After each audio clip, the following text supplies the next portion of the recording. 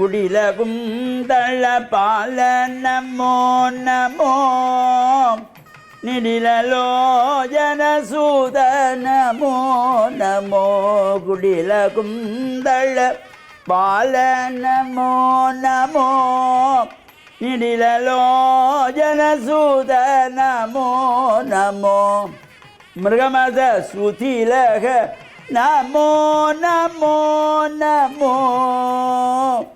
பாலா பல்லீச மிருகமத சுதிலக நமோ நமோ நமோ பாலா பல்லீச. ஓம் நமச்சிவாய. மேன்மைகள் சைவ நீதி விளங்குக உலகமெல்லாம். நோயற்ற வாழ்வே குறைவற்ற செல்வம். அந்த நோய் நொடி இல்லாத வாழ்வை இந்த உலக மக்கள் எல்லோரும் வாழ வேண்டும் என்று கலியுகத்தின் காந்தமலை ஜோதியாகிய சபரிமலை சுவாமி ஐயப்பனுடைய திருவடிகளை சிறந்தாழ்த்தி டான் தமிழொலி ஓம் தொலைக்காட்சி நேயர்கள் அனைவருக்கும் சர்வதேச இந்து மத குருபீடம் அகில இலங்கை சபரிமலை ஸ்ரீ சாஸ்தாபீடத்தின் சார்பில் இனிய வணக்கங்களும் நல்லாசிகளும்.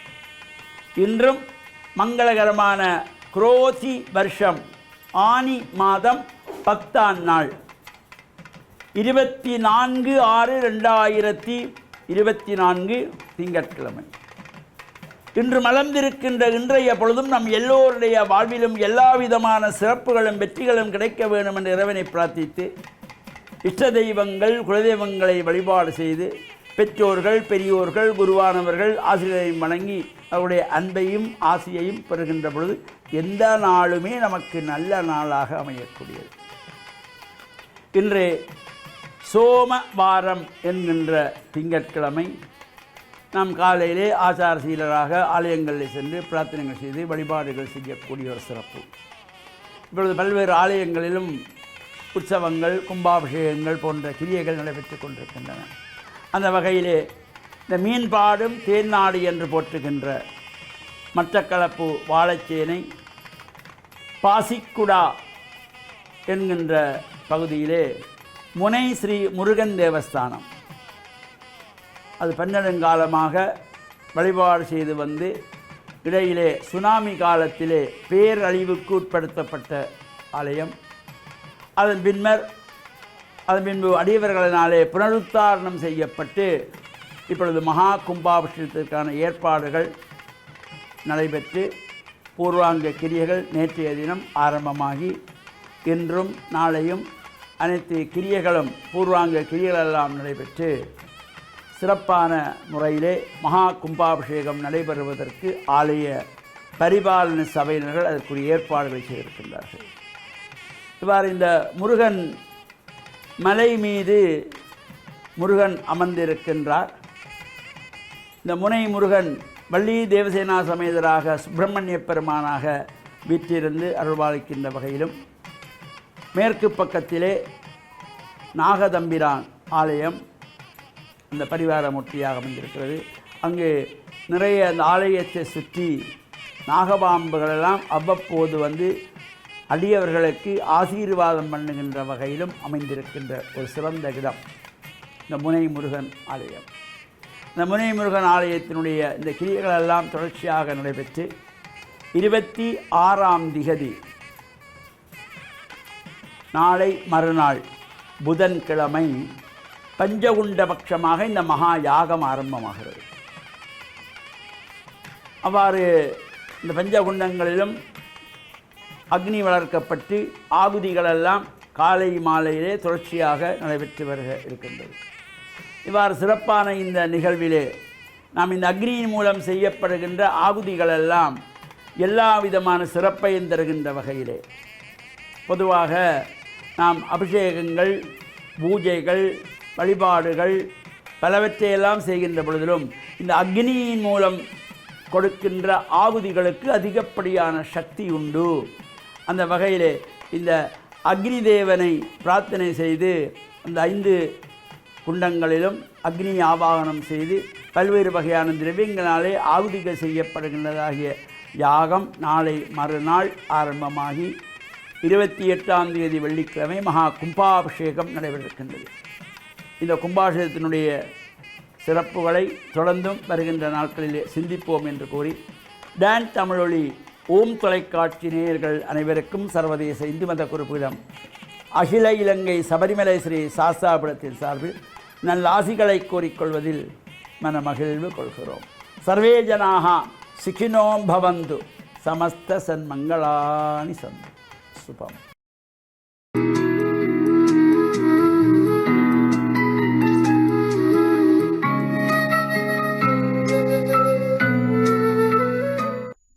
இறை இயேசுவில் என் அன்பு நெஞ்சங்களே, ஆண்டவர் இயேசுவின் அன்பும் அருளும் உங்கள் அனைவரோடும் இருப்பதாக.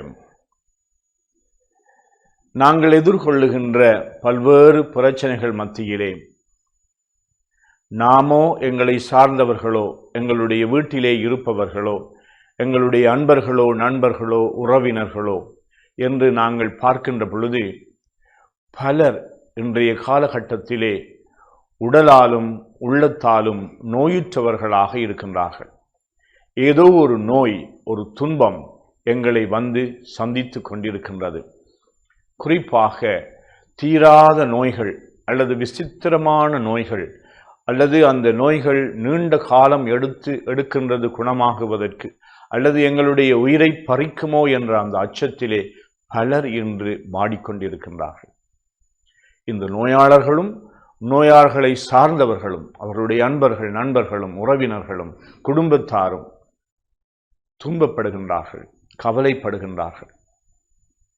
இந்த வேளையிலே எத்தனையோ மருத்துவ வசதிகள் நாளுக்கு நாள் அதிகரித்து கொண்டு வருகின்ற வேளையிலும், எத்தனையோ விதமான எங்களுக்கு சலுகைகள், வளர்ச்சிகள் இருந்தாலும், எத்தனையோ இந்த வைத்தியசாலைகள் எல்லாம் பெரிய வைத்தியசாலைகளாக உருவெடுத்து கொண்டு வந்து மக்களுக்கு சேவை செய்ய இருந்தாலும், இந்த நோய் என்கின்ற பொழுது நோய்வாய்ப்பட்டவர்கள் அவர்கள் துன்புறுகின்ற அதே வேளையில் அவர்களுக்கு மருத்துவ சிகிச்சை கொடுக்கின்ற வேளையிலும் அவர்களுக்கு ஒரு முக்கியமான தேவை இருக்கின்றது. என்னவென்றால், இந்த நோயின் பொழுது என்னை சந்திப்பதற்கு, என்னோடு இருப்பதற்கு, எனக்கு ஆறுதல் வார்த்தைகள் சொல்லுவதற்கு இன்னும் ஒரு உள்ளம் இருக்கின்றதா என்ற ஒரு ஏக்கம். பலருக்கு அப்படியான பொறுமை இல்லாமல் இருக்கலாம், அல்லது நேரமின்மையிலேயாக இருக்கலாம், அல்லது அத்தகைய இந்த நோய்வாய்ப்பட்டவர்களோடு ஒத்துணர்வு கொள்வதற்கான மனம் இல்லாமல் இருக்கலாம். அது அவர்களுக்கு மகிழ்விக்கின்ற ஒரு சேவையாக இல்லாமல் இருக்கலாம். ஆனால் இயேசுவினுடைய பணி வாழ்விலே நாங்கள் பார்க்கின்றோம், ஒரு முடக்குவாதத்தினாலே வருந்துகின்ற ஒரு மனிதனை இயேசுவுக்கு முன் கொண்டு வருவதற்கு மக்கள் கூட்டம் அதிகமாக இருந்ததினாலே அவர்கள் கூரையை உடைத்து பித்து அதிலே ஒரு இடைவெளியை உருவாக்கி அந்த கூரையிலே வழியாக அந்த மனிதனை இயேசுவினுடைய பிரசன்னத்திலே இறக்குகின்றார்கள். இயேசு அவர்களுடைய அந்த கூரையை பித்து கொண்டு வந்தவர்களுடைய விசுவாசத்தின் நிமித்தம் அந்த மனிதனுக்கு குணம் கொடுக்கின்றார். நாங்கள் ஒவ்வொருவரும் அடுத்தவர்களுடைய துன்பங்களிலே, குறிப்பாக நோய் நொடியினாலே வருந்துகின்றவர்களுடைய துன்பத்திலே நாங்கள் ஈடுபாடு கொண்டவர்களாக, எங்களால் குணம் கொடுக்க முடியாமல் இருக்கலாம், நாங்கள் வைத்தியர்கள் அல்ல, ஆனால் இந்த நோயாளர்களை சந்திப்பது, அவர்களுக்கு சிறிய உதவிகளை செய்வது, அவர்களுக்கு அருகாமையிலே இருந்து செவி மடுப்பது, அவர்களுடைய கண்ணீரிலே நாங்கள் கலந்து கொள்வது, அவருடைய துன்பத்தோடு நாங்களும் இணைந்து கொள்வது எல்லாம் கிறிஸ்தவ பண்புகளாகும். இவ்வாறு நாங்கள் ஒவ்வொருவரும் ஏதோ ஒரு விதத்திலே யாருக்காவது நாங்கள் ஒவ்வொரு நாளும் இந்த நோயாளர்கள் சார்பாக நின்று நாங்கள் உதவி செய்வதற்காம், அவர்களுக்காக நாங்கள் மன்றாடுவதற்கும் எப்பொழுதும் தயாராக இருப்பதற்கு இறைவன் உங்கள் அனைவருக்கும் நல்ல மனதை தர வேண்டும் என்று மன்றாடி நிற்கின்றேன். ஆமேன்.